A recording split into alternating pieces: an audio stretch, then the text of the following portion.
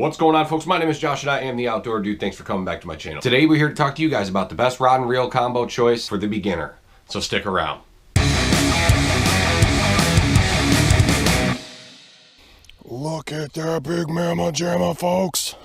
Alright, we're back. And guys, I do a lot of fishing for beginner videos and educational videos and a lot of actual fishing videos. So if you like that sort of thing, if you're new to fishing and you need to learn a little something or you just want to be entertained, click that subscribe button down below. Make sure you hit that bell so you get notified by YouTube when I post a new video. YouTube is just not sending out notifications anymore. I don't know what's up with that, but it is what it is. Now that that's done and out of the way, guys, when you're trying to choose a rod and reel, when you just start bass fishing or you just start fishing in general, it can be a little bit overwhelming. And there's a place where every beginner should start so they can learn all the special nuances of fishing. And in this video, I'm going to show you guys my favorite choice for that and what I actually personally started with when I started fishing again after a 10-year or so hiatus. I used to fish all the time when I was a kid, and then I stopped, and now I fish again, and yeah. All right, so first up, my first choice for the rod and reel thing here is going to be what type of rod and reel are we going to use? We got bait casters, we got spinning, and we got push button. Personally, I think bait casters are a little too advanced for the beginner, so I think we should put that on the wayside for a moment. I also think the push button reels are only for little kids, and they're pretty much junk. And I think spinning rod and reel are just the best option in this situation. Why, you might ask? Well, it's pretty versatile. You could do all sorts of finesse techniques all the way up to small spinner baits, lipless crankbaits, and a whole mess of different situations. And it's incredibly easy to learn, especially for adults. For some reason, I couldn't teach my wife for the life of her how to use a push button reel, but she picks up a spinning reel and tosses that sucker out there, no problem, catches fish. Now we're going to come down to the actual rod and reel. When you get to the store, don't be confused by all the different rod and reels that you see on the shelves, and it could be very overwhelming, all the different powers, actions, and sizes as far as length. 2-piece, 1-piece. I'm going to help you answer those questions for the beginner right now. And let me tell you right now, I think the best situation for a beginner is going to be a 7-foot medium heavy 2-piece. And I say that because when I was a kid, and a lot of kids are the beginners into fishing more often than not. And when I was a kid, I used to love to be able to take my rod, break it down into 2 pieces, and slide it in the cup holder of my backpack, strap it down, and I could ride my bike miles from my house and fish different sections of the creeks and all sorts of farm ponds and stuff that were all over the area.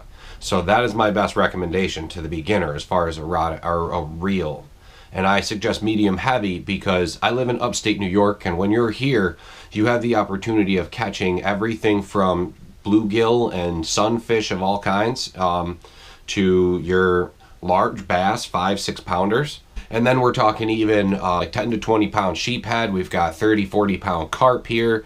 We've got 30-40 pound catfish. We've got king salmon that run every year. We've got all sorts of different fishing, northern pike, and we've got muskie. And you want a nice rod that can handle the size of that fish. And if you need proof that a 7-foot medium heavy can handle decent sized fish, check the link in this info card right up here, where I take a trip up north in northern New York into muskie territory, and I start catching some big catfish and some northern pike and a whole bunch of fun stuff. Definitely check that video out. Now you want to match that rod up with a reel that can handle what you're going to be catching. So I say anything between a 2000 and a 3000 series reel. Anything above the 3000 is going to be a little too big, and anything below the 2000, it's not going to have the drag capabilities and the line capacity that you need. Now we got down to the fun part. We get down to what I think you should actually pick and what I picked for my first beginner rod and reel combo. And I started with an ugly stick, 7-foot medium heavy, ultralight pro. And I paired that up with an Abu Garcia S20 Cardinal. It's like a $30-$35 reel. It's really inexpensive. Last year I had a Mitchell on it, and that Mitchell got busted rolling around the bed of my buddy's truck. And that's something that happens to beginner fishing reels. And that's something that happens to beginner fishing gear. You beat it up a lot, because you don't understand proper maintenance of your stuff. Me, I was just being careless. I know what I was doing, and I was just being careless and broke it. It was the only place I had to put my rod, and this was my take to work and fish on my lunch break rod. Now, why do I fish an ugly stick, guys? The ugly stick is incredibly limber. This rod will bend all the way over just like crazy. So with that said, I wanted something that I wasn't going to break just getting back into fishing, and something that would catch me all sorts of different fish. Now, you win some and you lose some in this whole fishing situation. Because of this, is the because of the super flexibility in these fiberglass tips, you lose a lot of sensitivity. And you lose a little sensitivity with the 2-piece rod, but not that much compared to the fiberglass tip. You miss a lot of bites with that, but that's not what I wouldn't say that's too important when you first start fishing, because you're still gonna catch fish. The whole point to using an ugly stick as a beginner is its strength. And I have shut this thing in a tailgate, I've shut this thing in 2 car doors, and I still catch 20+ pound catfish on it. This rod has been very good to me, and it's got that it's a normal graphite rod with the fiberglass tip, so it's super flexible. And this rod runs right around $40, and the reel run right around $70. So for under $100, you can get yourself a very versatile, strong rod and reel combo that will last you quite some time, as long as you remotely try to take care of it and you don't let a whole bucket of tools crash down on your reel and break it right off the rod. But that goes to say something about the rod. The rod's gone through a licking and keep on ticking. This thing has taken its abuse and it still catches big fish. And I got a buddy that leaves these things out, and I don't recommend it, and he knows who he is if he's watching it, but he doesn't.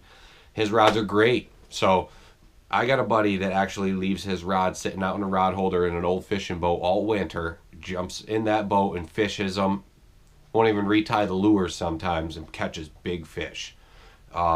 These things are tried and true big fish catchers here in the north. But a plus side to the flexibility of this tip allows you to fish very light gear and keep the fish pinned. I'm running a 10-pound monofilament on this, and we're catching 20-pound catfish. And I could keep that catfish pinned on an incredibly small hook because this rod is so limber. It puts most of the work on the rod and the reel and the line and the hook equally. So you're not overstressing any one part of your fishing setup. And that's why I bring in big catfish without bending the hook straight, breaking my line, or breaking my rod. And I can handle the fight of the fish. And the fish can't shake its head like crazy and get slack in the line to spit the hook, because this rod just stays with every shake. It's super limber. Now these rods come with lettering on the inside of the rod, on the bottom side of the rod. And you might be able to see that there. And I got a crappie bait. And I was fishing some crappie. I'll put a link in the description, or I'll put a link in the info card right up here for you if you want to see a crappie fishing video with this rod and reel. But these lettering has a lot to do, or tells you what the rod and reel is all about. And you've got your length, your power, and your line size recommendations. And for line, I really recommend staying within those parameters. And this one recommends 6 to 12 pound test. And I run 10-pound Berkley Big Game monofilament. And I love this stuff. I started fishing with it. It's really cheap. I get a huge 1,500 yard spool of it. Lasts me a year or two on multiple rod and reels. And it's really tough. This stuff works great, especially in clear water lakes that we have here in upstate New York. And if you need help spooling your spinning reel, I just recently did a video to how to spool a spinning reel. So if you need help doing that, I'll put a link up in here in the info card on how to do that. So check that out if you need help doing that. Now you want to stay budget friendly, folks. I'm all about budget friendly. And if you have to, you could go to an outlet store like we have here in upstate New York in Ollie's Bargain Center, and you could get a rod and reel combo equal to this size and power for probably like 20 bucks. And it might even come with 8-pound test already on it, some stren or something like that. And will it catch fish? Yeah, it'll catch fish, and you could probably go out and have a really good time. But if you want decent quality and you want it to last you a while, I highly recommend an ugly stick.